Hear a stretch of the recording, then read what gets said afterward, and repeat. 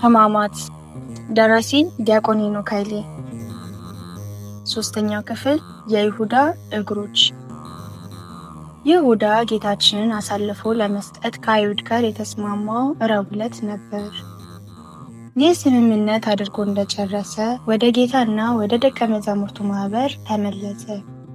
ከረቡዕ ጀምሮ እስከ ሐሙስ ማታ ድረስም ከጌታ ፊት ምንም እንዳልተፈጠረ ሆኖ አሳለፈ። ይህም በትክክል ይሁዳ ምን አይነት አስመሳይና ክፉ ሰው እንደነበር ያሳያል። ቅዱስ ጴጥሮስ ሁኔታዎች አስፈርተውት ጌታውን ለሶስተኛ ጊዜ አላቀውም ብሎ ከካደ በኋላ ጌታችን ለአንድ አፍታ ቀና ብሎ ስለተመለከተው ብቻ የጌታውን ፊት በድፍረት ለመመልከት አቅም አጥቶ መራራ ለቅሶውን እያለቀሰ ከአጥር ውጭ ወጥቶ ነበር። ይሁዳ ግን አሳልፎ ሊሰጠው ከተስማማበት ሰዓት ጀምሮ ድምፁን አጥፍቶ ከጌታችን ጋር ወደ ወትሮ አብሮ ሲቀመጥ አንድ ጊዜ እንኳን አልተሸማቀቀም። ልብ አድርጉ። በራሱ ሐሳብ አመንጭነት ራሱ ወደ አይሁድ ሸንጎ ሄዶ ብር ለመቀበል ተስፋ ተቀብሎ ከመጣ በኋላም የጌታችንን አይኑን እያየ አሳልፌ የምሰጥህ እኔ ሆንን ብሎ ለመጠየቅ ድፍረት ነበረ።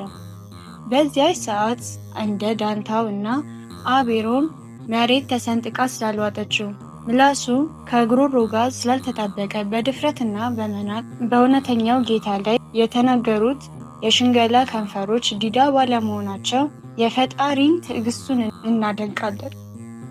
ሁሉ የሚያውቀው ጌታ ግን ይሁዳ ሊሸነግለው መሞከሩን ቢያውቅን አንተ አስመሳይ ብሎ አላዋረደውም።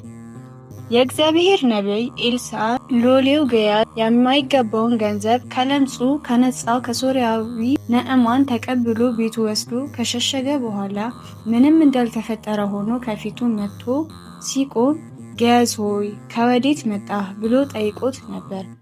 ገያዝም እኔ ባሪያህ ወዴትም አልሄድሁም አለ። ኤልሳም ልቤ ከአንተ ጋር አልሄደምን ብሎ ያደረገውን እንዳወቀበት ከነገረው በኋላ የነዕማንያን ለምጽ በአንተ ላይ ይጣበቃል ብሎ ረግሞት እንደ በረዶ ለምጻም ሆኖ ወጣ። ሐዋርያው ጴጥሮስም ሐናንያና ሲጳራ የተባሉ ባልና ሚስት ገንዘባቸውን ከቤታቸው ሸሽገው መንፈስ ቅዱስን ሊያታልሉና በማስመሰል በፊቱ ሊቆሙ ሲሞክሩ እግዚአብሔርን እንጂ ሰውን አልዋሻቸውም ብሎ በካህን ቃሉ ተናግሮ ተቀጽፈው እንዲሞቱ አድርጓቸዋል። የነቢያትና የሐዋርያት አምላክ ኢየሱስ ክርስቶስ ከኤልሳ እና ከጴጥሮስ በላይ የልብን የሚያውቅና መቅጣት የሚቻለው ነው። ሆኖም ከአይሁድ ጋር ሊሸነግለው ተዋውሎ የመጣውን ይሁዳ አይኑን በጨው አጥቦ አሳልፌ የምሰጥህ እኔ ሆንን እያለ ሲዘብትበት በታላቅ ትዕግስት ዝም አለው። ነቢያትንና ሐዋርያትን ሊያታልሉ የሞከሩ ሰዎች እንዲህ ከተቀጡ የነቢያትን አምላክ ሊያታልል የሞከረ እንዴት ይልቅ ይብስ ቅጣት የሚገባው ይመስላችኋል? ከሁሉ ልብ የሚሰብረው ሐሙስ ምሽት የሆነው ነገር ነው። ጌታችን ከእራት ተነሳ፣ ልብሱንም አኖረ፣ ማበሻም ጨርቅ ወስዶ ታጠቀ። በኋላም በመታጠቢያው ውሃ ጨመረ። የደቀ መዛሙርቱንም እግር ሊያጥብ በታጠቀበት ማበሻ ጨርቅ ሊያብስ ጀመረ። የእግር ሹራብ በማይደረግበትና ክፍት ጫማ በሚደረግበት በዚያ ዘመን ቀኑን ሙሉ ሲጓዙ የዋሉበትን የሐዋርያቱን በአቧራ ያደፈ እግሮች ሊያጥብ ተነሳ። በእስራኤል ባህል እግር ማጠብ የሎሌዎች ስራ ቢሆንም የሰማይና የምድር ንጉሥ ግን በትህትና እንደ ሎሌ ሆነ። ጌታችን አጎንብሶ የደቀ መዛሙርቱን እግር ሲያጥብ ይሁዳም ሊታጠብ ተራውን ይጠብቅ ነበር። ጌታውን ሊሸጥ የተስማማበት ማግስት ጌታችን አጎንብሶ እግሩን አጠበው። የሚያስይዘውን የአስቆርቱ የይሁዳንም እግር አጠበ። እንዲህ ግብረ ሕማማት። ከአንድ ቀን በፊት ክፋትን ለማሴር ወደ አይሁድ ካህናት ግቢ የሮጡበት የይሁዳን እግሮች ጌታችን አጎንብሶ አጠባቸው። ከጥቂት ደቂቃዎችን በኋላ ሊያስይዘው ወደ አይሁድ የሚሮጥባቸውን እግሮች የሚይዙት ወታደሮች እየመራ ወደ እርሱ የሚመለስባቸውን እግሮች አጠበለት። ምንም እንኳን በነገው ዕለት እግሮቹን እንዲቸነከር አሳልፎ የሰጠው መሆኑን ቢያውቅም ሰውን ወዳጁ ክርስቶስ የአስቆሮቱ ይሁዳን ለመጨረሻ ጊዜ እግሩን አጥቦ ተሰናበተው። ወደ ነቢዩ ዳዊት ቤቱ ምሕረትን እንዴት አበዛ ከማለት በቀር በምን አንደበት ልንናገር እንችላለን? ጠላቶቻችሁ እያለን ጌታ አሳልፎ የሚሰጠውን የይሁዳ እግር ሲያጥብ ከማየትስ በላይ በቂም በቀል ለሚቆስለው ልባችን ምን መድኃኒት ይኖር ይሆን?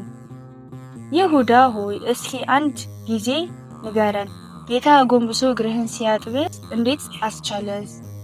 እግሮቹም በሚቆምበት ስፍራ የሚሰገድለት አምላክ እግርህን ሊያጥብህ እንዴት ትንሽ እንኳን አልተሰማህም? አንተ እግሩን ልታጥበው እንኳን በማይገባው ፈጣሪ እግርህን ሲያጥብህ እያየህ እንዴት ልብህ ደነደነ? መጥምቁ ዮሐንስ የጫማውን ጠፈር ልፈታ አይገባኝም ያለው ጌታ አጎንብሶ ሲያጥብህ እንዴት ልብህ በጸጸት አልተሰበረ? ረቡዕ አሳልፈ ልትሰጠው ተስማምተህ መጥተህ ሐሙስ አጎንብሶ ሲያጥብህ እንዴት አልጨነቀህም?